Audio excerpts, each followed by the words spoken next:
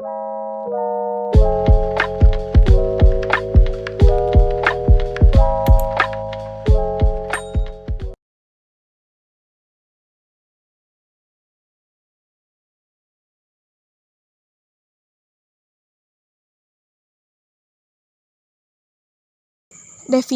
belajar. Dalam keseluruhan, proses pendidikan di sekolah atau perguruan tinggi, kegiatan belajar merupakan kegiatan yang paling pokok. Ini berarti bahwa berhasil tidaknya pencapaian tujuan pendidikan banyak bergantung kepada bagaimana proses belajar yang dialami oleh peserta didik. Belajar merupakan suatu proses usaha yang dilakukan oleh seseorang untuk memperoleh suatu perubahan yang baru sebagai hasil pengalamannya sendiri dalam interaksi dengan lingkungannya. Belajar berhubungan dengan perubahan tingkah laku seseorang terhadap suatu situasi tertentu yang disebabkan oleh pengalamannya yang berulang-ulang dalam suatu situasi. Untuk mendapatkan sesuatu, seseorang harus melakukan usaha agar apa yang diinginkan dapat tercapai. Usaha tersebut dapat berupa kerja mandiri maupun kelompok dalam suatu interaksi. Unsur-unsur belajar. Proses belajar dapat berjalan dengan baik apabila unsur-unsur belajar dapat terpenuhi, yaitu antara lain motivasi siswa. Motivasi adalah dorongan yang menyebabkan terjadi suatu perbuatan atau tindakan tertentu. Motivasi yang timbul karena kebetulan dari dalam diri siswa dianggap lebih dibandingkan dengan motivasi yang disebabkan oleh rangsangan dari luar. Selanjutnya, ada bahan belajar. Bahan belajar merupakan suatu unsur belajar yang penting, mendapat perhatian oleh guru. Dengan bahan itu, para mahasiswa dapat mempelajari hal-hal yang diperlukan dalam upaya mencapai tujuan belajar. Alat bantu belajar. Alat bantu belajar merupakan semua alat yang dapat digunakan untuk membantu siswa melakukan perbuatan belajar, sehingga kegiatan belajar menjadi lebih efisien dan efektif. Suasana belajar. Suasana belajar penting artinya bagi kegiatan belajar. Suasana yang menyenangkan dapat menumbuhkan kegairahan belajar. Sedangkan suasana yang kacau, ramai, tak tenang, dan banyak gangguan sudah tentu tidak menunjang kegiatan belajar yang efektif. Kondisi subjek belajar. Kondisi subjek belajar turut menentukan kegiatan dan keberhasilan belajar. Siswa dapat belajar secara efisien dan efektif apabila berbadan sehat, memiliki inteligensi yang memadai, siap untuk melakukan kegiatan belajar, memiliki bakat khusus, dan pengalaman yang bertalian dengan pelajaran, serta memiliki minat untuk belajar. Faktor yang mempengaruhi belajar. Faktor-faktor yang mempengaruhi belajar itu ada banyak sekali macamnya. Menurut Keranda Slameto, faktor-faktor yang mempengaruhi belajar itu adalah faktor intern dan faktor ekstern. Faktor intern yaitu faktor yang ada di dalam diri individu yang sangat besar pengaruhnya terhadap aktivitas belajar seseorang.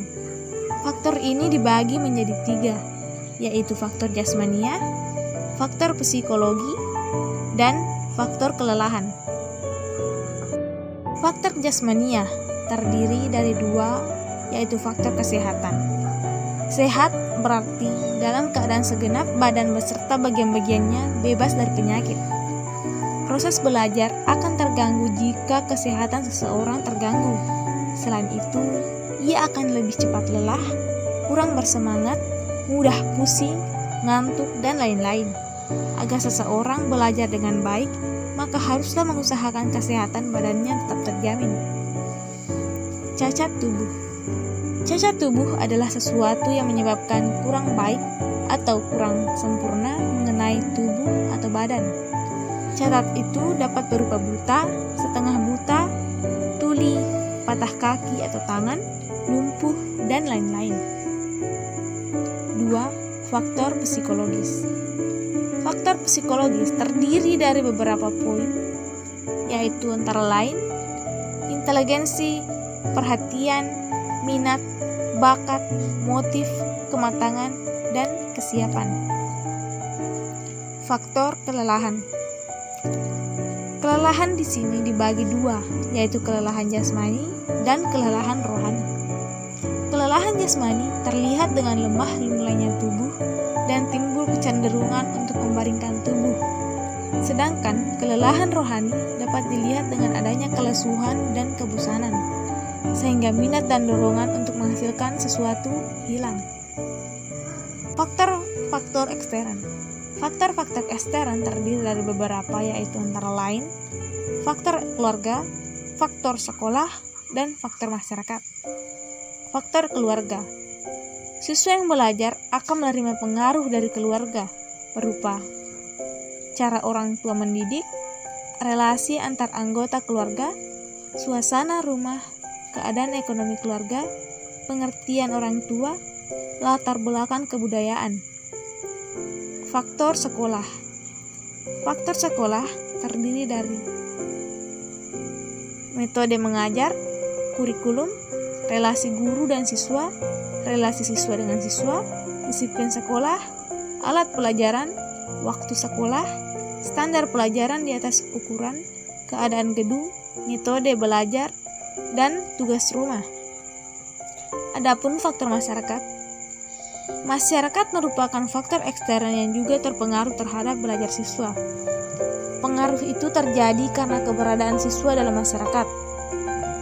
Antara lain, kegiatan siswa dalam masyarakat, mass media, yang termasuk mass media adalah bioskop, radio, surat kabar, majalah, buku, dan lain-lain. Tempat bergaul, bentuk kehidupan masyarakat.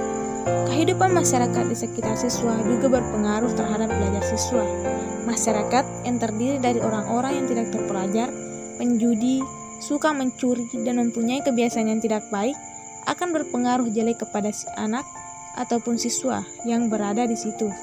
Sebaliknya, jika lingkungan di masyarakat baik, maka akan berpengaruh baik pada diri siswa. Jenis-jenis belajar.